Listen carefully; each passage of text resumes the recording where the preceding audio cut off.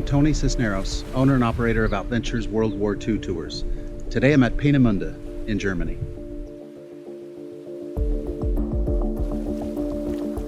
In the 1930s, in this remote corner of Nazi Germany, rocket scientists employed by the regime established their premier research and development center for Hitler's secret weapons program. Chief of the rocket program for the Germans was the infamous Wernher von Braun. He worked closely with the head of the Army Ordnance Department, General Walter Dornberger. On October 3, 1942, at Test Stand 7, von Braun and Dornberger witnessed the first successful launch of the Aggregat 4, the A4 rocket, or what was later termed the V2, V for Vengeance weapon. Adolf Hitler ordered other advanced weapon systems to be developed at Peenemünde, like variations of the V2 rocket, the V1, the flying or buzz bomb, in addition to guided missiles and glide bombs, and anti-aircraft interceptor rockets.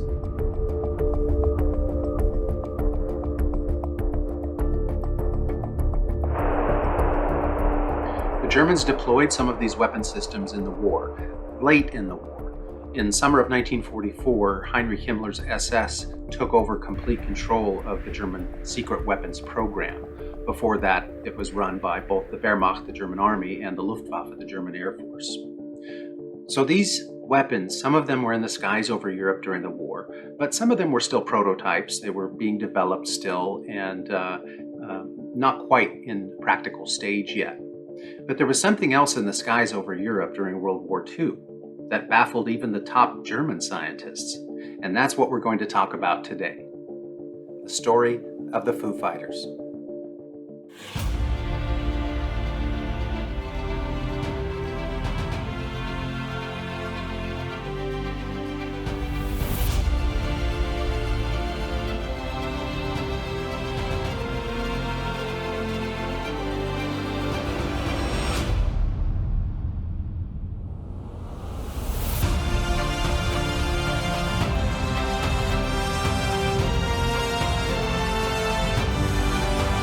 Meet the World War II experts who work on the battlefield. This is the Bunker Boys Show with your host, Tony Cisneros.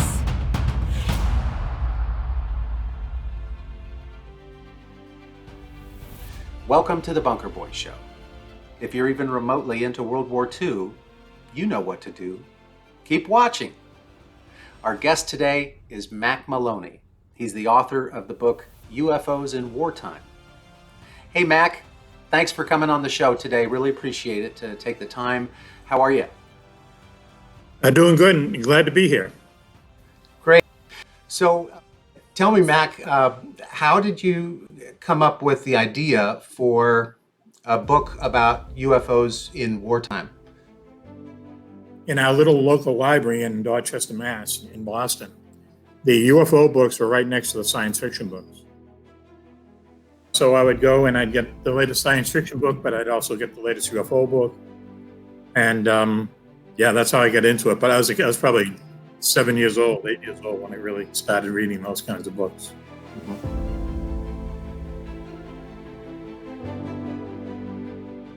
My father was a veteran of World War II, and he was in the Pacific. And I had an uncle who landed in the first wave on Normandy, on D-Day. I had, where my family is from in Boston, everyone went to the war, so everyone kind of knew someone who either was a veteran or had died. And that's what I remember, growing up. So my father had a lot of World War II history books around the house. And I used to just look at the pictures before I could read. And then when I was able to read, I would read his books. They were always around. So that kind of got me into learning more about World War II and everything, and it, still have that fascination today. We're always seeming to learn new stuff about World War II. And now for news of our own West Coast, we take you to Los Angeles and the report of Byron Palmer. Anti-aircraft guns went into action against unidentified aircraft in the Los Angeles area shortly after 3 a.m. Pacific Wartime this morning. My favorite story in the book is what happened in Los Angeles in February of 1942, the Battle of L.A. The anti-aircraft guns began barking during a blackout ordered by the 4th Interceptor Command at 2:25 a.m. The unidentified object, which some sources thought might be a blimp, moved slowly. On that night, there was some kind of an air raid over Los Angeles. It was just not even 3 months after Pearl Harbor. There were rumors that the Japanese were going to invade California. War tensions were high. Army officials declined to comment on the possibility that the object might have been a blimp. However, it required nearly 30 minutes to travel some 25 miles, far slower than an airplane. Los Angeles at the time had 2 million people in it, but they had a lot of defense plants there. And these defense plants had anti-aircraft batteries around them and barrage balloons and the works. And so this particular night, they picked up some kind of unidentified objects, flying objects coming off the Pacific, heading to LA. People saw them. People saw them in chevrons, but they didn't look like airplanes. They looked like saucers. All these anti-aircraft batteries opened up on them, and for about 2.5 hours, there was just nothing but anti-aircraft fire and explosions in the skies over LA. And they figure at the time 2 million people lived in LA. They figured that about 1 million people actually witnessed this. When you shoot off anti-aircraft shells, they explode. And if they don't hit anything, all that shrapnel comes back down at high speed. It's dangerous. On the ground, did a lot of damage, a lot of property damage, the stuff falling out of the sky. Nothing was ever hit.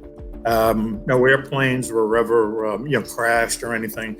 They weren't our airplanes because there was so much anti-aircraft fire. The Air Force refused their pilots, wouldn't let their pilots go up and fly in amongst it. Now, the strange thing is that there's a photo. It's in the book. It's taken by a Los Angeles Times photographer. And it shows a saucer-shaped object, no doubt about it, caught in searchlights with anti-aircraft explosions going on all around it.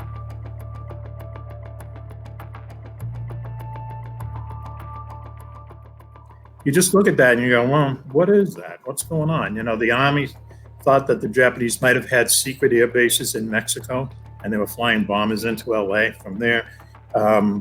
The Navy had a different opinion. Everyone had a different opinion. Well, what happened was basically the next day they kind of censored the story because we were at war, and it kind of faded away. To this day, people don't know, what happened, but something happened, and it's hard to disagree that it's something that we haven't really seen before. Watchers on the rooftop of the Columbia Broadcasting Building in the heart of Hollywood could plainly see the flashes of guns and searchlights sweeping the skies in a wide arc along the coastal area. The thing in LA at the time, I think there were something like 8 or 9 newspapers, and their reporters were always they were on edge like everyone else was, thinking the Japanese were going to bomb LA. So when this happened, they were all right on the spot, and a lot of them were dispatched with police, and they would a lot of them went to the top of the tallest buildings in LA at the time. And so you would have an Army observer, a cop, and a reporter, and they're all kind of looking at this through binoculars and stuff. One guy wrote about it saying, I saw anti-aircraft shells hit this thing, had no effect on it. Concussion of the shells could be felt in downtown Los Angeles, 15 miles away. The shooting stopped about 3:30 a.m. 2 days before this happened in LA, a Japanese submarine had surfaced about an hour north of LA and shelled oil refinery there. And once again, that kind of ratchets up the anxiety or whatever. But the interesting thing too is at the end of the war, the U.S. military had a chance to debrief Japanese and also the German high commanders, let's say. And in those discussions, they asked them, asked the Japanese, did you have anything to do with what happened over LA? And they said no. Their aircraft carriers barely made it to Pearl Harbor and back, They barely made it far enough out in the Pacific to attack Pearl Harbor and then go home. They didn't have the technology at the time to sail all the way to the United States, launch an air attack, get away. So it wasn't them. Yeah. The second barrage appeared to be closer to downtown Los Angeles, since watchers could hear the concussion of the guns more clearly and the flash of bursting shells was brighter. Then the ship disappeared for the second time over the ocean. There's a whole fleet of them. Look on the ASA. There's an incident with an attack squadron of American pilots, and they'd go out and attack these places at night. They were in Dijon, France at the time. This is kind of towards the end of the war. What this country needs is food.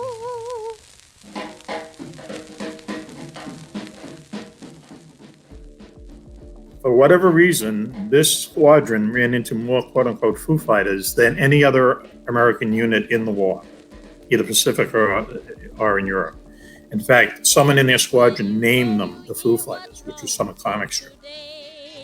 Smoky Stover makes it clear, and I'm prepared to say what this country needs is food. We can stand a lot for food. Listen, friends, I'm telling you what this country needs is food. And these people would, and what the difference was, is that they would actually report them. They would actually put them in their debriefings, because everyone was convinced at this point these are Nazi super weapons. They had been shooting off the V1s and the V2s. You know, the Nazis did have some quote unquote super weapons, but what people were seeing these things do was a little bit, high up on the technological scale. But anyway, so what happened was, after 2 or 3 months reporting all these things, and this is right around the time of the Battle of the Bulge, these 3 guys from Washington show up, Dijon, France, at this airbase, and tell one of the crews, we're going to come up with you, and we're going to see these things ourselves. So they go up. They're up there for 2 or 3 hours. They land. The crew is sworn to silence, whether they saw anything or not. These people just kind of jumped on a plane and went back to Washington, D.C., and that's all you ever heard about it. But that was the first incident that I could tell that someone in Washington who's mysterious, who wants to keep it top secret, wanted to go and see these things for themselves.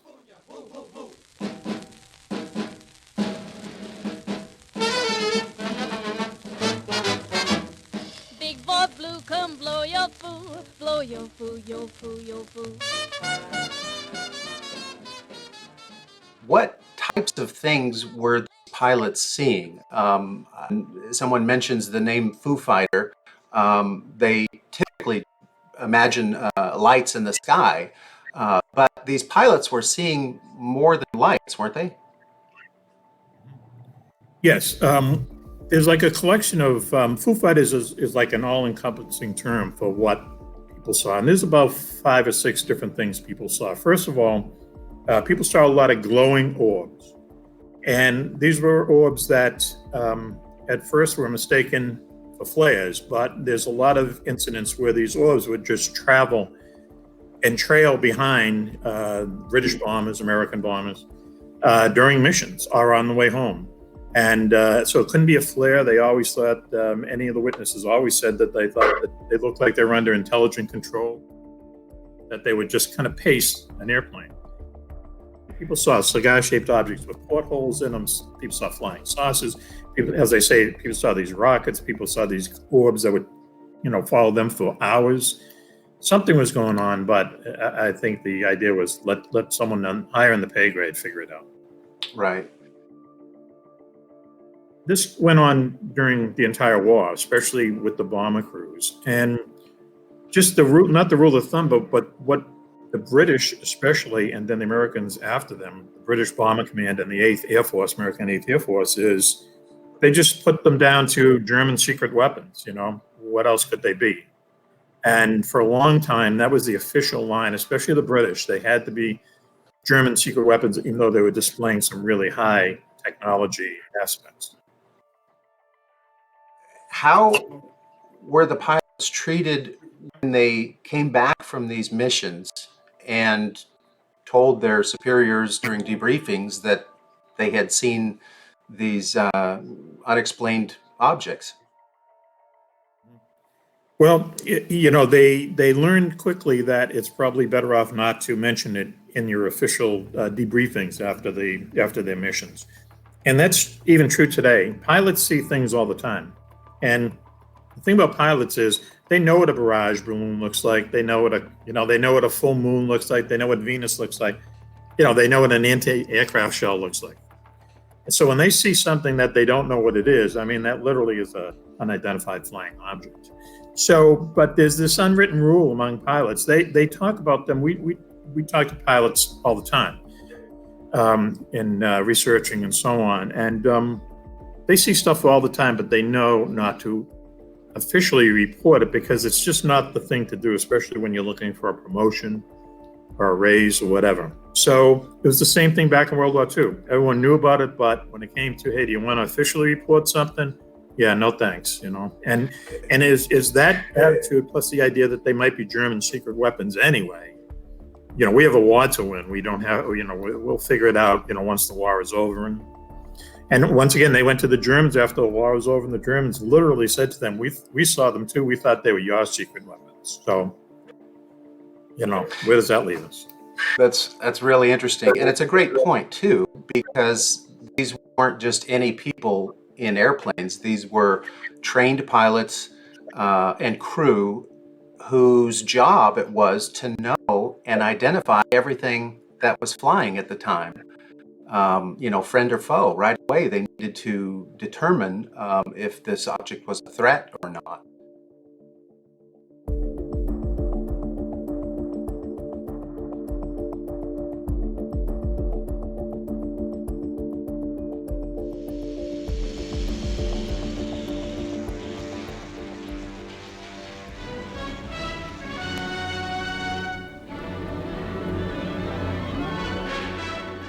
In the 30s, Buck Rogers and that kind of sci-fi, that kind of space opera sci-fi was really big.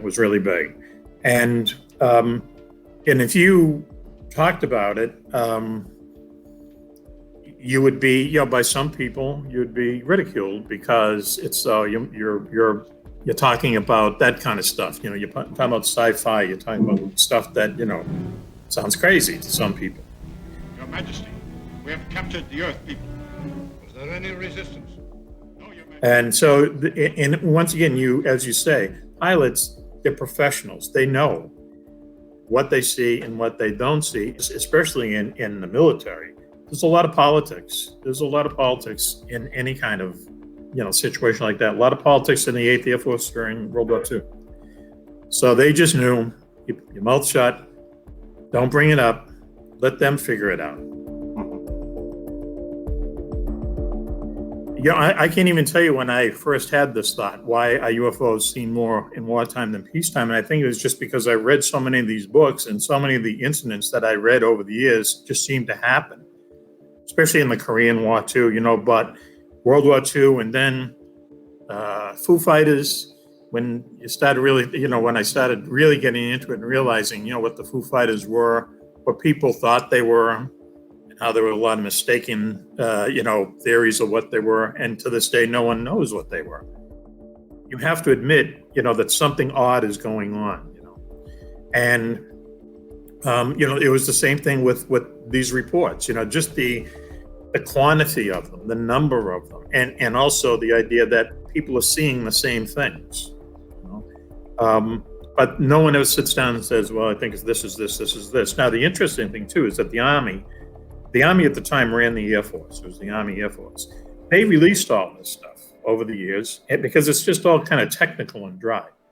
The U.S. Navy, where there was just as many Foo Fighters seen, even more in the Pacific Theater, but you don't hear as much about them. The Navy has never released their files on what they were, how many times, they came in contact with them. But there were dozens and dozens of stories. So even back then, I guess they just knew it's best just not to get into this, just going to release anything, just technical, dry, don't elaborate on anything.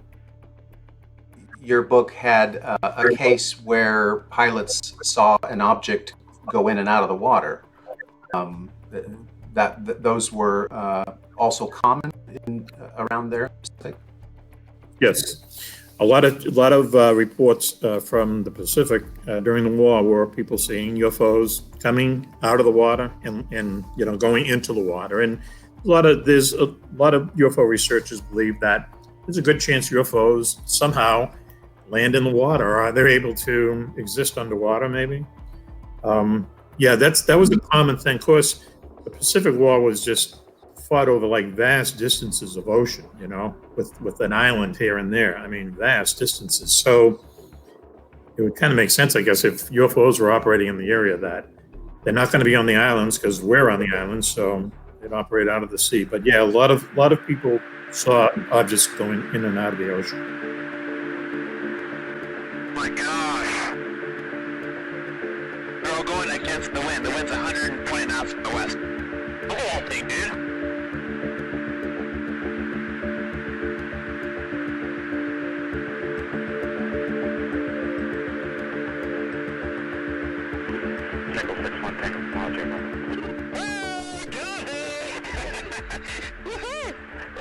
None of these experiences seem to be hostile in any way. In other words, would you agree that in everything that you described were more objects just kind of trailing along, observing maybe these formations and these planes, but there was never any sort of engagement or attack of any kind, at least during World War II. Is that right? Yep.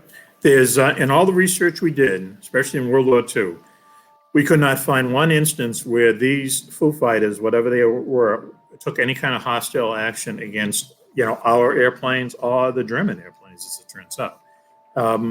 They were observers. In the book, I think we kind of we put forth one theory. We're not the first ones to come up with it, that because they seem to be watching us, it just dawned on me, it looked like they were almost tourists, like time tourists from our future coming back to see history being made. Why not? So because they really do seem to, this whole idea that, that these airplanes would be in the middle of bombing a German city at night, anti-aircraft fire, just complete chaos. And that one of these things would be just flying alongside them, watching them through all this, and then follow them home. What's going on there, So they're scientists from somewhere else looking in on us. They're time tourists from our own, future, coming back to see history being made, which would be kind of cool if that was if that was what was really happening. But, we don't know.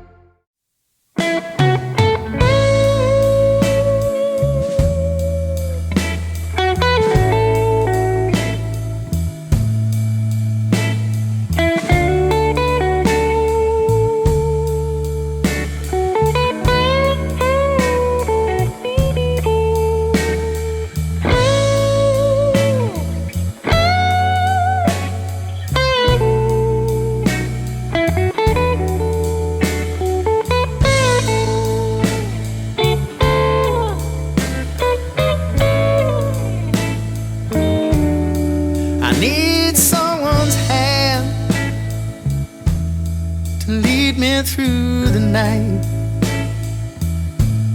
I need someone's arms to hold and squeeze me tight. And when the night begins, I'm at an end, because I need your love so bad. I need some lips to feel next to mine. I need someone to stand up and tell me when I'm lying. When the lights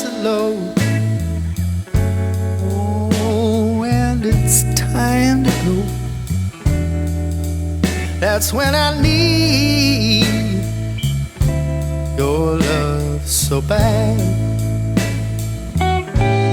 So why don't you give it up? Oh, and bring it home to me. Or write it on a piece of paper, baby, so it can be read to me. Tell me that you love me. Oh, and stop driving me mad. Because I need your love so bad.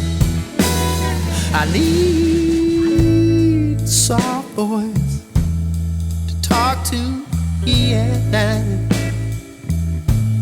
I don't want you to worry, baby. I know we can make everything alright. Listen to my plea, baby. Bring it to me, because I need your love so bad.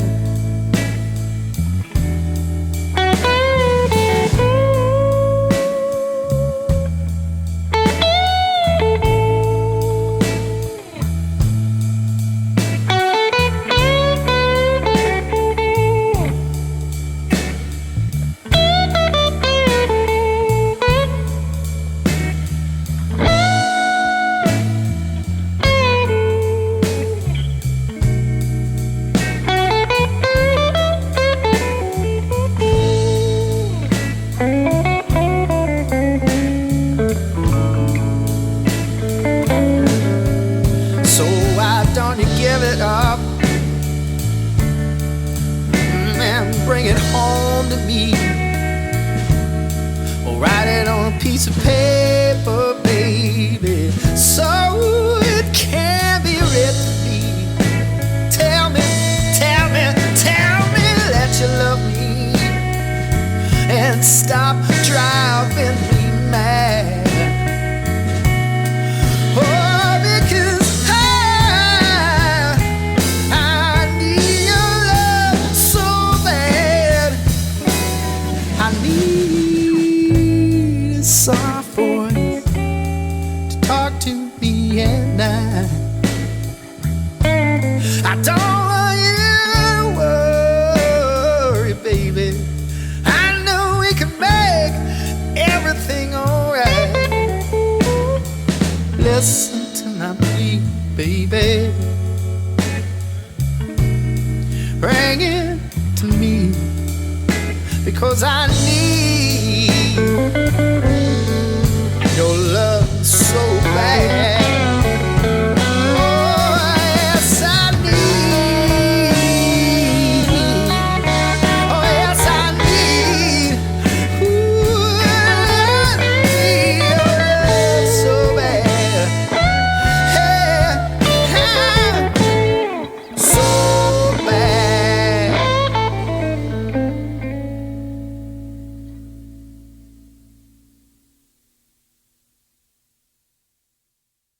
I'm telling you, Nashville Exile, Tim Matthews, you guys are awesome.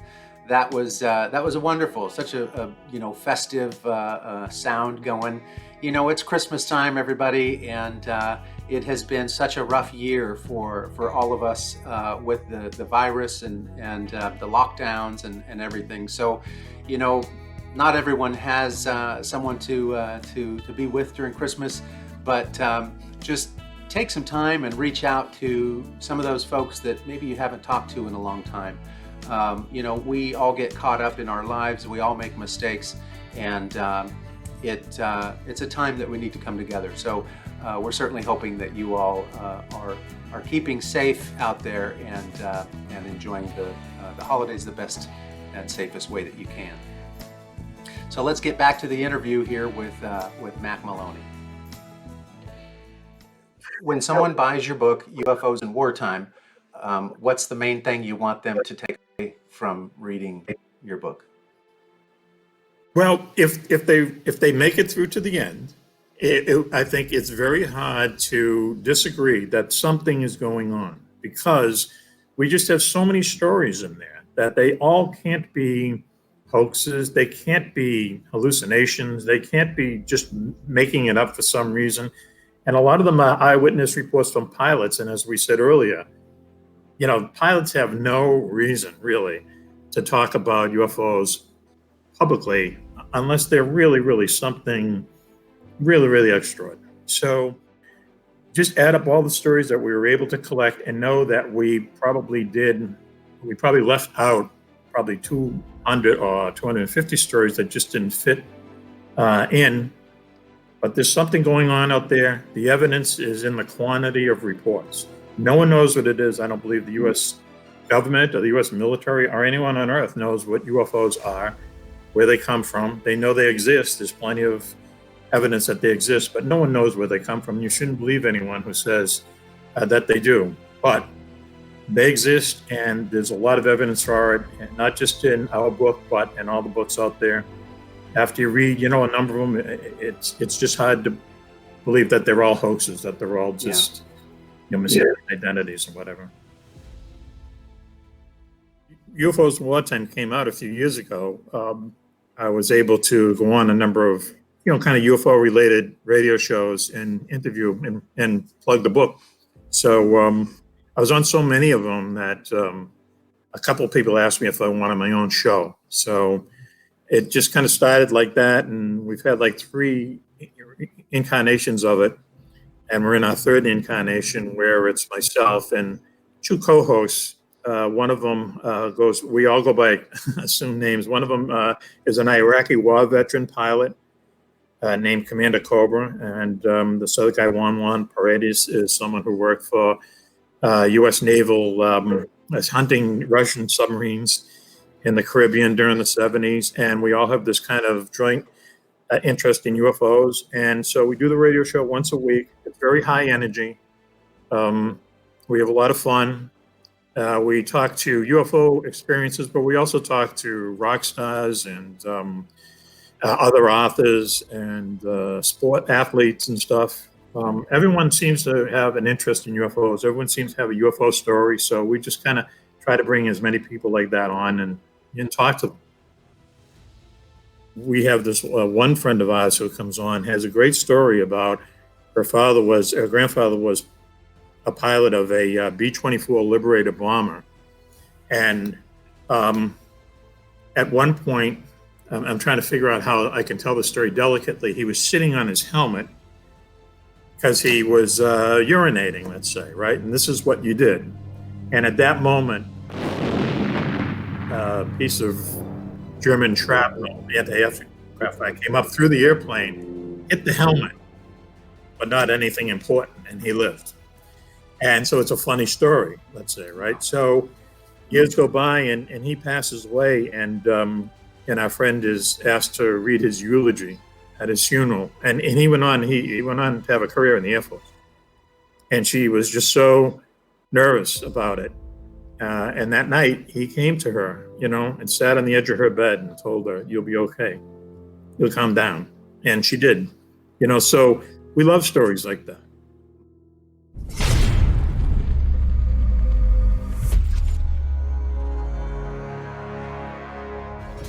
Operation Market Garden would be the largest ground-air operation in World War II. Just a few miles north of the Dutch town of Eindhoven, in a place called Eerde, the Americans were holding the town. East of the village, the Germans were dug in the sand dunes. The old windmill served as an observation post for the American observers directing 81mm mortar fire, artillery fire into the German positions. Unfortunately, that windmill was destroyed in the first days of the battle. Another place was chosen as an observation post, the church's steeple. Lieutenant Harry Howard climbed up in the steeple, giving directions to his mortar team and to the artillery. The Germans spotted that the steeple was used as an observation post and fired some rounds toward it, destroying parts of the steeple.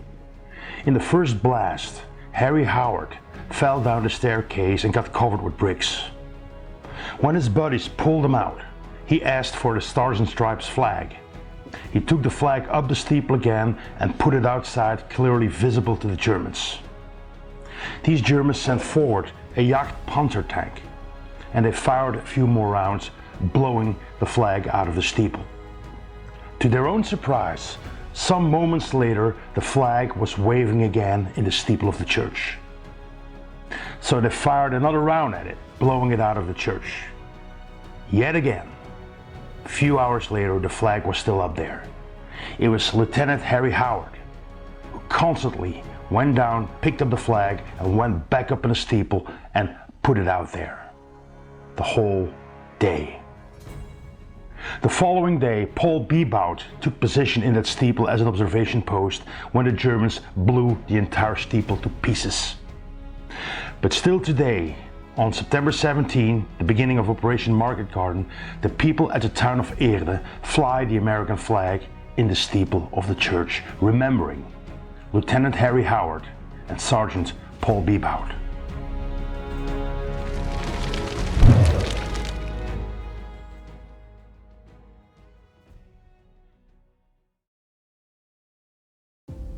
The only thing I would add is that I would just hope anyone out there, would really just take our veterans into consideration. Not just on Veterans Day, but every day. We owe those people a lot, and we mention them on the show as much as we can. We owe a lot to our veterans, and I don't think our veterans are treated as well as they should be in this country. I'm with you there, and not just World War II veterans, but veterans of any war. We tend to forget there's men and women all across the globe every single day risking their lives to protect our freedoms. So thank you for mentioning that, and we owe them everything. I agree. Thanks again, Mac. And Thank you. Maybe we can get you back and talk some more about Military X-Files. Sure, anytime.